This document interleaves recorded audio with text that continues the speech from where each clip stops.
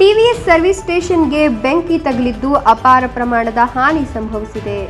ಗದಗ ಜಿಲ್ಲೆಯ ನರಗುಂದ ಪಟ್ಟಣದಲ್ಲಿ ಹೊಸ 3 ಸ್ಟಾರ್ ಸಿಟಿ ಬೈಕ್ ಹಾಗೂ 15 ಸರ್ವಿಸ್ಗೆ ಬಂದಿದ್ದ ಬೈಕ್ಗಳು ಸುಟ್ಟು ಕರಕಲಾಗಿದ್ದು, ಬೈಕ್ಗಳ ಬಿಡಿಭಾಗಗಳು, ಕಂಪ್ಯೂಟರ್ಗಳು ಸೇರಿ ಎಲ್ಲವೂ ಸುಟ್ಟು ಭಸ್ಮವಾಗಿದೆ. ಸುಮಾರು 40 ಲಕ್ಷ ಮೌಲ್ಯದಷ್ಟು ಹಾನಿಯಾಗಿದ್ದು, ಟಿವಿಎಸ್ ಶೋರೂಮ್ ಮಾಲೀಕ ಬಸನಗೌಡ ಪಾಟೀಲ್ ಈ ಒಂದು ಮಾಹಿತಿಯನ್ನು ಕೊಟ್ಟಿದ್ದು, ಶಾರ್ಟ್ ಸರ್ಕ್ಯೂಟ್ನಿಂದಾಗಿ ಬೆಂಕಿ ಅವಘಡ ಸಂಭವಿಸಿದೆ. ನಡುರಾತ್ರಿ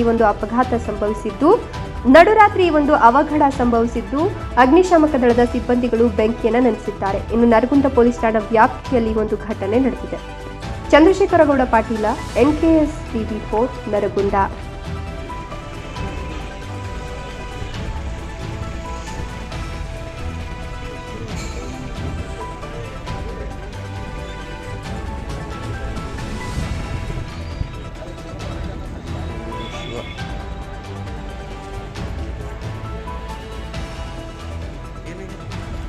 ಏನ ಬೆಂಕಿ ಇದಾಗಿತ್ತು.